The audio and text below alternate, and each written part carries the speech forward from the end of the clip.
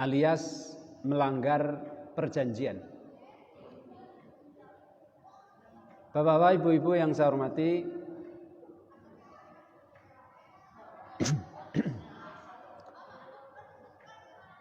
melanggar perjanjian yang dalam sabda Nabi Muhammad sallallahu alaihi wasallam disebutkan wa idza ahada ghadar, dan jika dia membuat perjanjian dengan pihak lain, dia selalu melanggar atau merusaknya.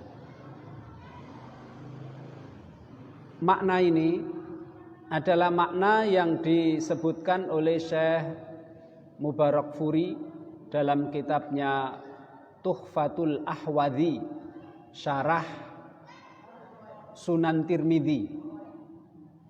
Beliau mengatakan ai naqadul ahda ibtidaan.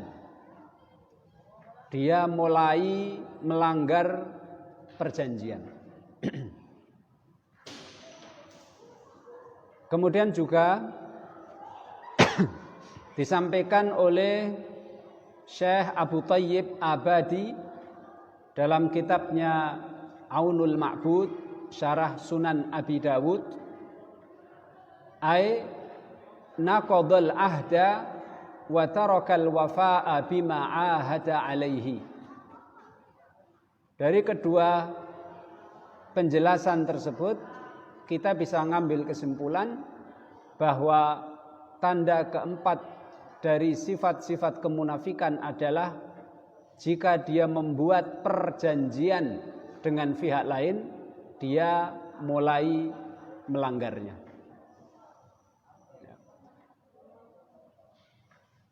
Menepati perjanjian dan tidak melanggar perjanjian yang telah dibuat itu merupakan perintah dari Allah Subhanahu wa taala.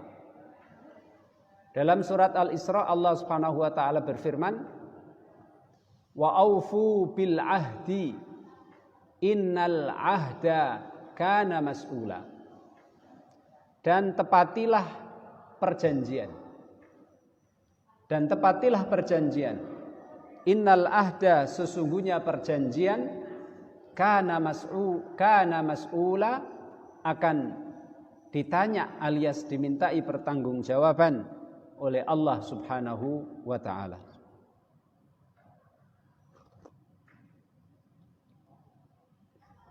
Bapak-bapak, ibu-ibu yang saya hormati, adapun perbedaannya antara sifat yang kedua, yaitu wa idza wa'ada akhlafa, dan jika dia berjanji dia tidak menepatinya, dengan wa idza ahada ghadar, jika dia membuat perjanjian dengan pihak lain, ghadar, dia melanggar. Perbedaannya adalah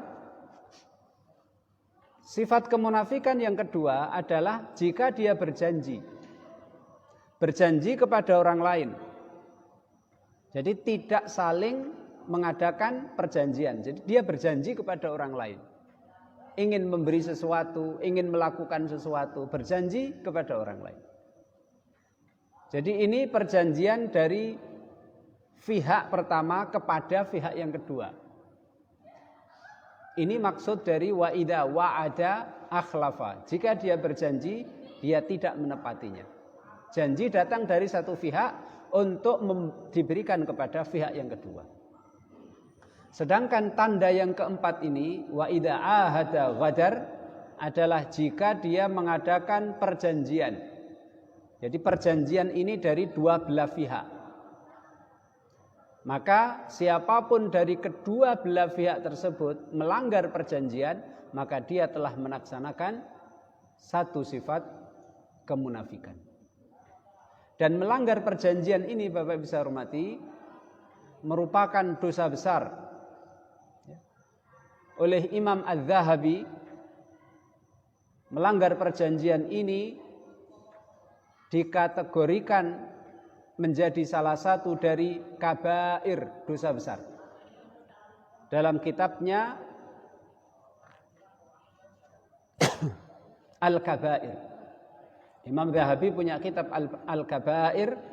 Beliau menyebut salah satu dosa besar adalah melanggar perjanjian.